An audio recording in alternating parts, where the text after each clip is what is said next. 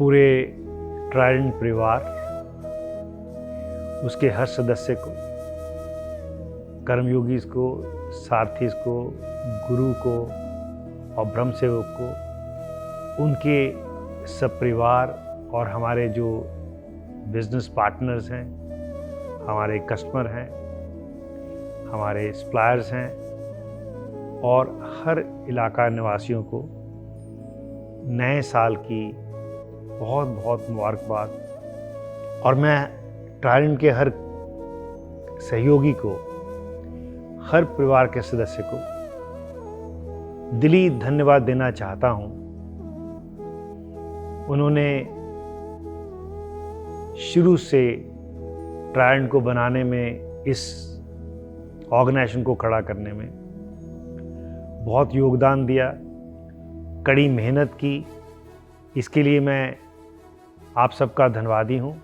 तुम अपने ट्राइडेंट में हम सब लोग मिलके एक आगे की दृष्टि के लिए, आगे क्या देखना है और आगे कैसे बढ़ सकते हैं, उसके लिए एक संकल्प लेते हैं, एक अपने आप में कमिटमेंट लेते हैं।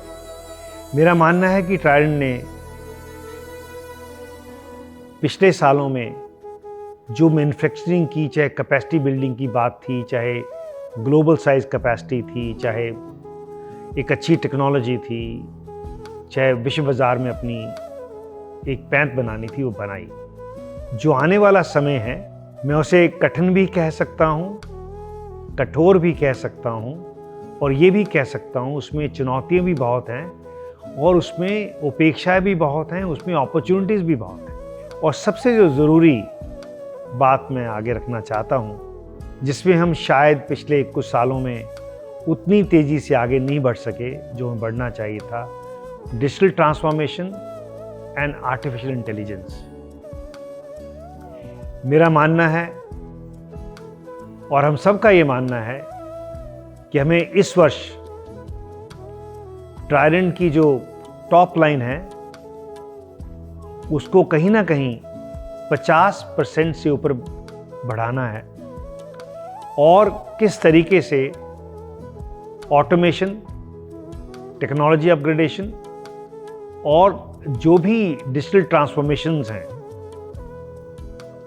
उसको किस तरीके से, उसकी गति में और आगे लेके आना है, उसको किस तरीके से अपनी ज़िंदगी का एक रोज़मर्रा का हिस्सा बनाना है। ये 2025, 2026, 2027 हमें अपने कारोबार को, हमारी मैन्युफैक्चरिंग को, हमारी मार्केटिंग को, हमारी सप्लाई चेन को और काम करने की कार्यशैली को इस तरीके से बदलाव लाना होगा कि हम अगले 2 या 3 साल में अपने आप को दुगना कैसे कर सकें। मार्केट में हम किस तरीके से अपने ब्रांड को लेके, अपनी प्रोडक्ट को लेके, अपनी खासियत को लेके जाने जाएं, पहचाने जाएं और जो हमारे कर्मयोगी हैं, सारथी हैं, उनकी कमाई में किस तरीके से इजाफा हो, उनकी कमाई किस तरीके से दुगनी हो सके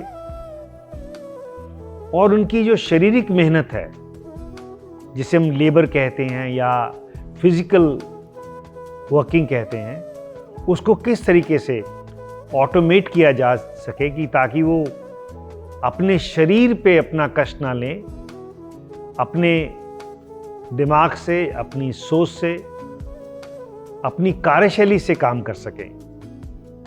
एक और जो बदलाव जो आज पूरे विश्व के लिए चुनौती है वो सस्टेनेबिलिटी है और फॉसिल फ्यूल है। किस तरीके से हम एक क्लीन, नीट और लीन टेक्नोलॉजी की तरफ जाएं और ऐसे ही जो हमारी कॉर्पोरेट सोशल रिस्पॉन्सिबिलिटीज़ हैं उस तरीके से हम अपने साथ लगते हुए इलाकों में, हमारे उस शहरों में, उन गाँव में, उन कस्बों में किस तरीके से हम एक अच्छी सेहत दे सकें चाहे वो हॉस्पिटल के नाम पे हो, स्किलिंग अपग्रेडेशन कर सकें, गांव से किस तरीके से स्किल को लाके उनके लिए रोज़गार पैदा कर सकें। और जो मैं कहना चाह रहा हूं और जो हम सब इस बात को समझ रखते हैं, जो डिग्निटी है काम करने की, काम करने का तौर तरीका है, काम करने के साधन हैं, रहन सहन के साधन हैं, उनमें कहीं ना कहीं और बदलाव लाना होगा। कहीं ना कहीं जो कोविड के बाद मैं मानता हूं कि ट्रायड में कुछ तेज़ी में कमी आई। जो कोविड से पहले ट्रायड 30 या 32% या 35% ग्रोथ रेट रखता था, कोविड के बाद शायद वो अपनी गति नहीं बना सका। मुझे पूरी उम्मीद है और पूरा विश्वास है,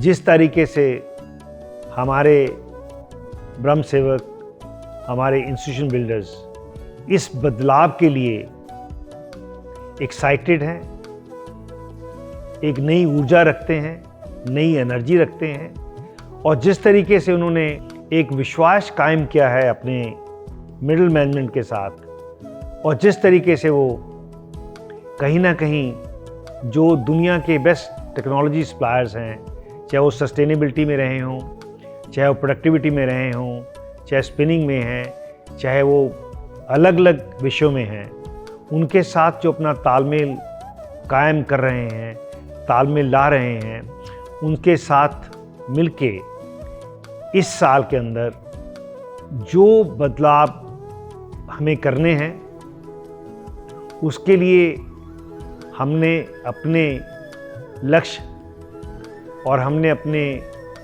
जो माइलस्टोन्स हैं ऑलरेडी तय कर रखे हैं। हमें उसमें गति प्रदान करनी है, हमें उस पर एक स्पीड लेके आनी है। मैं इससे ज़्यादा कुछ कहना नहीं चाहता। एक बार फिर आपको नए साल की मुबारकबाद देना चाहता हूँ। इन्हीं शब्दों के साथ मैं शुक्रिया अदा करता हूँ। धन्यवाद। जय हिंद।